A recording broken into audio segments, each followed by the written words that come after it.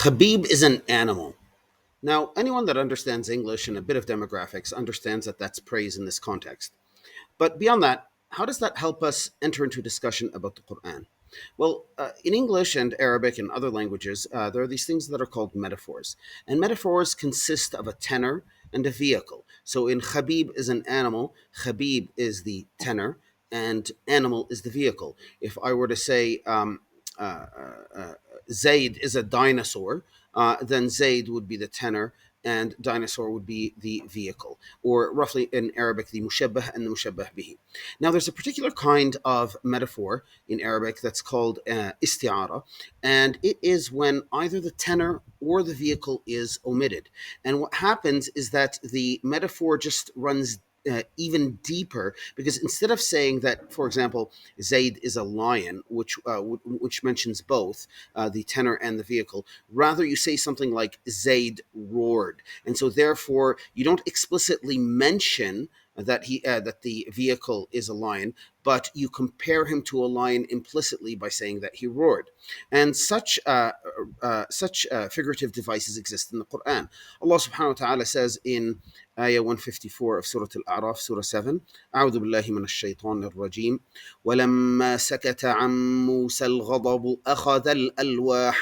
So the literal wording is that when the anger of Moses, peace be upon him, fell quiet, and so there's obviously a metaphor going on here because this verb sakata is used for entities that speak that then go silent, and so it's not typically used in its literal sense for anger. And so there's obviously something metaphorical going on here, and that's an isti'ara.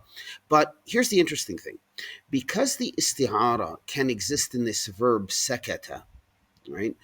There's always another way of looking at it, and that you can look at it from the perspective not of the verb but of its subject. So you could either look at it from the perspective that sekata is where the majaz, or where the figurative speech is occurring, or you could say that ghadab is where the figurative speech is occurring, and it's being compared, that ghadab or anger is being compared to a person. So therefore, it's ghadab is the tenor, but if we say sekata, then the silence, or the fact that anger may become abated after raging, is being compared to sukut. And so either we can look at it from the perspective of the ghadab being a tenor and the vehicle being omitted, or of the sukut, or the silence, being the vehicle and the tenor being omitted. And that exists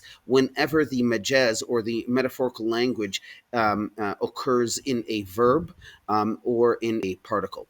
And if this sort of thing interests you, feel free to join our course in Balagha, which will be specifically on the section on Ilm al Bayan, or the study of figurative speech in classical Arabic.